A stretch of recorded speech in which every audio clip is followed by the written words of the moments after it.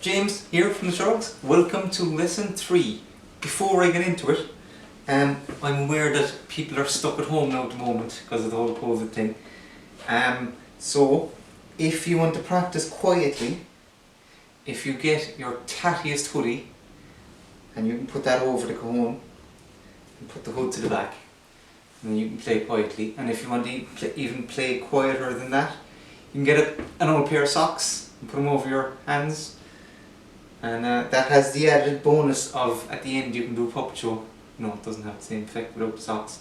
But you know, whatever, in these tough times. So today's lesson will be the high slap tone. Now in the last lesson we did the slap tone, which was all fingers.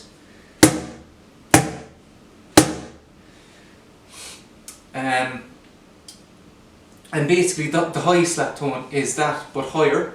So you get, that's the slap tone. So if that crack isn't crack enough, that's even higher of a crack. So that's the high slap tone. So it's just a little, if the slap tone is here, the high slap tone is up here. Now, the zone of contact for the high slap tone, you see these little 3 lines here, so I'm going to call this number 1. So you have 1, 2, 3, okay? So basically the zone of contact for the high slap tone is the 3rd line. So if that's the 1st line, that's the 2nd line there, and that's the 3rd line, down to the end of your fingertip. Now I use this all the time because it's brilliant.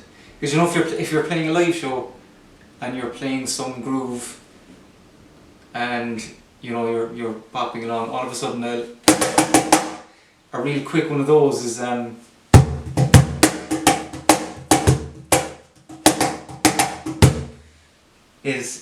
kind of wakes people up a bit, you know, if they're grooving along nicely. So I'm not going to spend too much time on this one, because you know it's quite similar to the last one, apart from the fact that it's higher up. Oh yeah, so I would say be careful. Like if you've ever stubbed your toe on the end of a bed, or maybe stood on Lego barefoot, you can hurt yourself that way doing this. So you know it's a real one where you have to concentrate. So if we go over the 3 basic tones we've done so far. So number 1 was the bass tone. Number 2 is the slap tone. And number 3 is the high slap tone. So the high slap tone is the same whipping motion as the slap tone. It's just higher up in the Cajon. Okay, so the next lesson will be lesson 4, which will go into ghost notes, which are really cool. So we're really cooking with gas here. And as I said, once you get these basic tones, you'll be able to do grooves. And if you have anything in particular you're struggling with, or any questions, you can leave them below. Oh yeah, just before I go, so this is kind of, I sit on this, it's like a teapot non-slip thing, so that when I'm sitting on the Cajon, I don't do a whole Paul Simon slip sliding away jobby.